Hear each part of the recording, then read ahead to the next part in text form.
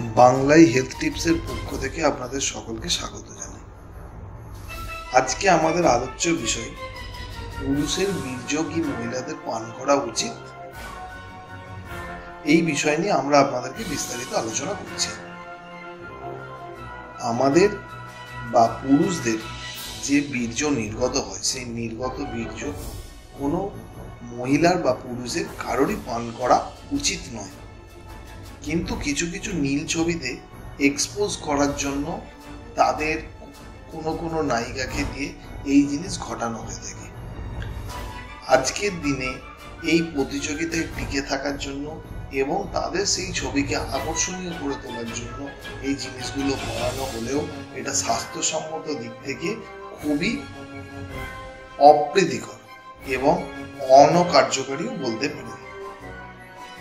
কিন্তু ঘটনা হচ্ছে, আমাদের অনেকের মধ্যেই প্রশ্ন থাকে, কোনো পুরুষের বীর্য যদি কোনো মহিলা পান করেন তাহলে কি সে গর্ভবতী হতে পারে? একদমই নয়, গর্ভবতী হওয়ার কোনো সম্ভাবনা থাকে না। কিন্তু ওই পুরুষের মধ্যে যদি কোনো যৌন রোগ বা সংক্রামক রোগ থাকে, সেইগুলো ওই মহিলার মধ্যে সংক্রামিত হওয়ার একটা সম্ভাবনা থেকে যেতে পারে। এছাড়া ধর্মীয় দিক থেকেও আমাদের সমাজে এই ধরনের ওরাল সেক্স সম্পূর্ণভাবে নিষিদ্ধ। এছাড়া আমাদের ডাক্তারদের মধ্যে, সমাজের ডাক্তারদের মধ্যেও এই বিষয়টি নিয়ে নানা মতভেদ আছে। অনেক ডাক্তার সমাজের মধ্যে অনেকের মতামত, যেহেতু বীর্য প্রোটিন দিয়ে তৈরি, সেহেতু বীর্য খেলে শরীরে কোনো সমস্যা হয় না। কিন্তু আবার কিছু কিছু ডাক্তারগণ বলেছেন যে এই বীর্যের মধ্যে যে সামান্য অংশ প্রোটিন থাকে তা শরীরের কোনো উপকারে লাগে না।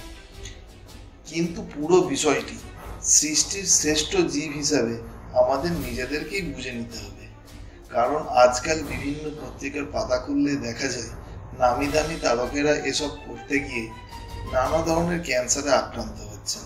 তাই সেই সমস্ত বিষয় থেকে যদি আমরা শিক্ষা নিই, তাহলে বোঝা যাবে এই জিনিসটা থেকে আমাদের সম্পূর্ণ এড়িয়ে চলাটাই উচিত।